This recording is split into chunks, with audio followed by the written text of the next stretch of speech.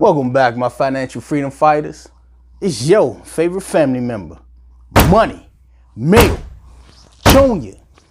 Today is Monday, so you know what we talking about. That good old Acorns stock account. So today, what I'm going to inform you all about is how my Acorn account did over the past week, where I was at, where I'm at now, how much I actively invested, how much I passively invested. So let's jump right into it. So last week, my Acorn account began at $7,887. That's some good money. You know, I like it. It was good money. So what I did last week, I deposited $220 into my account. It was active growth. I said active growth because that's how much I actively put into my account throughout that week. My passive growth was my interest that my account gained, and the interest was $95. The active growth I put in was $220.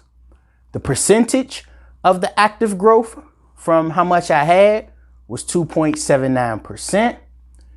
The passive was 1.20% of how much I had.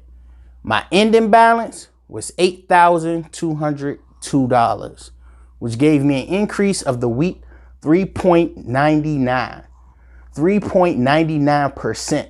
You can round it up to 4%. So my account went up just about 4% over the week. So you can see right here everything that I've done over the week. Like I said, deposited $220. That's my active growth. That's how much that I actively put into the account over the week.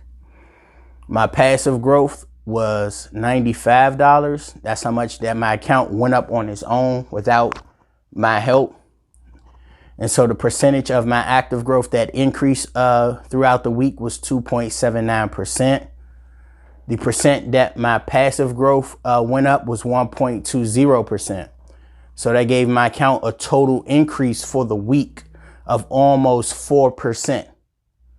So this is where my account is sitting at today, Monday morning, $8,202.